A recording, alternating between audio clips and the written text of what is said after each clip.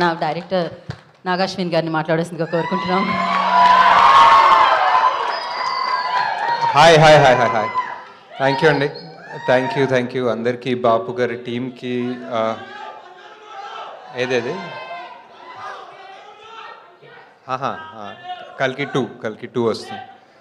So బాపు గారి ప్రొడ్యూసర్కి, full team, technicians, actors, డైరెక్టర్కి అందరికీ thank you so much. First నన్ను ఇక్కడికి పిలిచినందుకు. అండ్ నేను ట్రైలర్ చూశానండి. ట్రైలర్ చూసిన తర్వాతే బ్రహ్మాజీ గారు కాల్ చేశారు యాక్చువల్లీ. సో ట్రైలర్లో ఒక లాస్ట్ ఆల్మోస్ట్ టైటిల్ వచ్చే ముందు ఒక షాట్ ఉంటుంది. ఆ ఫుల్ ఫ్యామిలీ ఒక డోర్వేలో నిల్చొని అలా చూస్తుంటారు.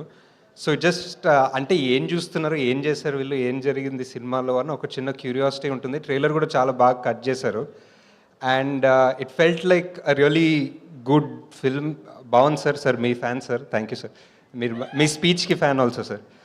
సో జస్ట్ అంటే ఇప్పుడు కల్కి పెద్ద బడ్జెట్ అలా, ఇది చిన్న బడ్జెట్ అలా పెట్టుకోకుండా మన తెలుగు సినిమా ఆడియన్స్ బేసిక్లీ ఎంత మంచోళ్ళు అంటే, సినిమా బాగుంది అంటే ఫస్ట్ షో సెకండ్ షో లోపల టాక్ వెళ్ళిపోతుంది.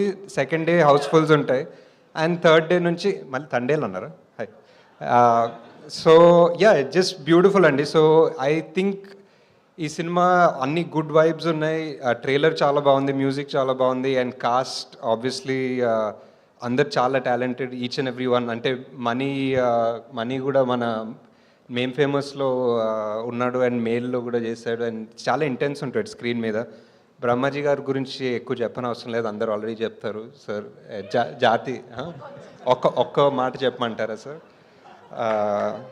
మన డైలాగ్ ఏంటి సార్ జాతిరత్నాల్లో? నాలెడ్జ్ ఎంత నాలెడ్జ్ ఉంది సార్ మీకు అసలు సినిమాల్లో. So great sir. Wishing the entire team all the best. Thank you for coming. And will see you theatres 21st February. Sir మీ బాపు గురించి అందరూ మా బాపు గురించి అంటే స్పెసిఫిక్ ఇన్సిడెంట్ అంత ఇమీడియట్గా గుర్తులేదు. బట్ చిన్నప్పుడు ఆల్మోస్ట్ అందరికీ సేమ్ ఎక్స్పీరియన్స్ ఉంటుందేమో.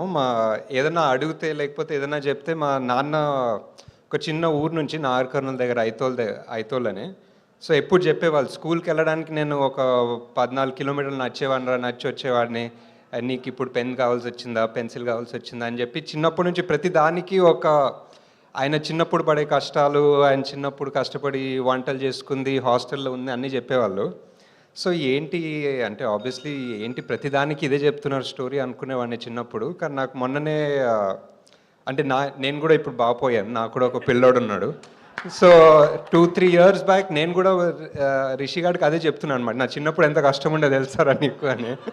సో అప్పుడు వెళ్ళి బాపుకి హక్ చేసుకోవాలనిపించింది బేసిక్లీ.